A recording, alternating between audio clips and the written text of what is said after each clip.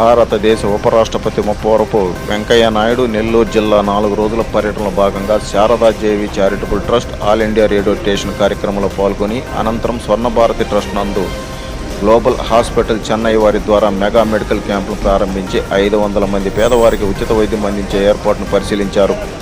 స్వర్ణభారతి ట్రస్ట్లో జరుగుతున్న వివిధ కార్యక్రమాలను పరిశీలించారు.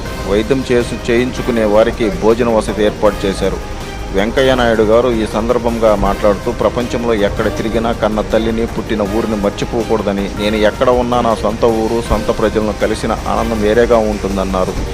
పారిశ్రామిక రంగం వారు సమాజం సేవ పట్ల వారి వంతు కృషి చేయాలని, విద్యా వైద్యం మీద దృష్టి పెట్టాలని కోరారు. ప్రతి ఒక్కరూ తప్పకుండా శారీరక వ్యాయామం చేయాలని, క్రీడల పట్ల ఆసక్తి చూపాలని తెలిపారు. శుక్రవారం ఉదయం 6:30 గంటలకు స్వర్ణభారతి ట్రస్ట్ నుండి బయలుదేరి వెంకటాచలం రైల్వే స్టేషన్ రేణుకొండ చేరుకొని ఢిల్లీకి చేరుకుంటారు. 4 రోజుల పర్యటనలో కాకాని